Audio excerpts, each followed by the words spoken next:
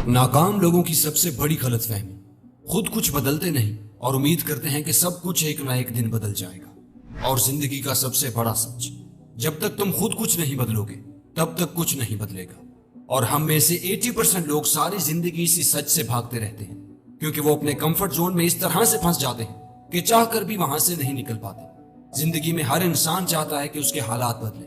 कोई भी इंसान ये नहीं चाहता कि उसे जिंदगी में कभी किसी चीज पर कंप्रोमाइज करना पड़े। कोई नहीं चाहता कि उसे 10-10 रुपए के लिए दूसरों के आगे हाथ फैलाना पड़े। हर इंसान चाहता है कि उसे जब भी कोई चीज पसंद आए तो उसे उसी वक्त खरीद ले। कोई भी इंसान ऐसे घर में नहीं रहना चाहता जो शुरू होते ही खत्म हो जाए। कोई इंसान नहीं चाहता कि उसे गुर्बत और मुफलिसी में रहना पड़े। हर इंसान अपने हालात, अपनी जिंदगी और अपनी किस्मत को बदलना चाहता है। तो फिर क्यों लोग ये सब चाहते हुए भी अपने हालात नहीं बदल पाते?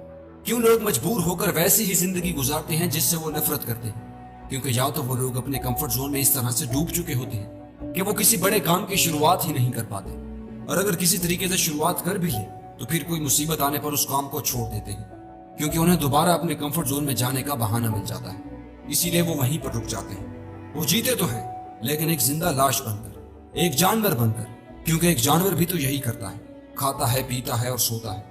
उसे ये परवाह नहीं होती कि दुनिया में क्या चल रहा है। उसका मकसद सिर्फ 2 वक्त का खाना ही होता है। और अगर आपका भी यही मकसद है तो फिर आप में और उसमें कोई फर्क नहीं मेरे दोस्त। कंफर्टेबल इंसान और जानवर में फर्क होगा तो सिर्फ और सिर्फ 2 टांगों का और 1 पूंछ का। क्योंकि आपका मकसद, आपका माइंड और आपका चीजों को देखने का नजरिया ही आपको दूसरे जानवरों से अलग बनाता है।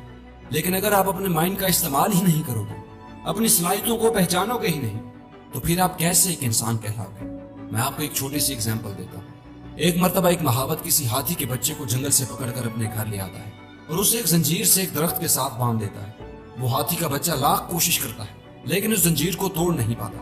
कुछ दिनों बाद उस महावत को एहसास होता है कि वो हाथी का बच्चा उस जंजीर से निकलने की कोशिश भी नहीं कर रहा। तो वो महावत भी उसे वहीं पर खाना पानी ला कर देता है। और वो हाथी का बच्चा भी मान चुका होता है कि यही कैद ही मेरी जिंदगी है।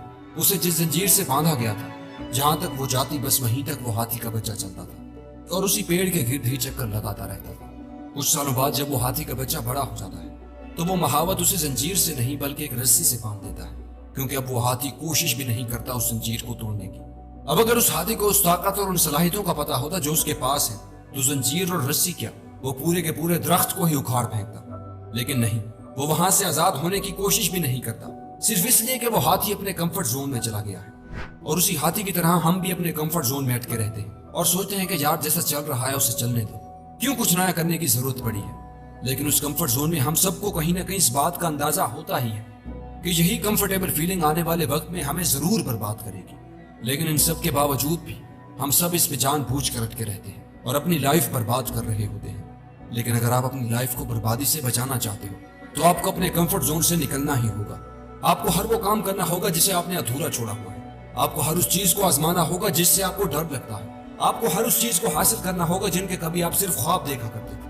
और यह तभी मुमकिन होगा जब आप अपने कंफर्ट जोन से निकलोगे, वरना आपकी आंखों के सामने आपके ख्वाबों को कोई और जी रहा होगा और आप कुछ नहीं कर पाओगे। सो get out of your comfort zone now.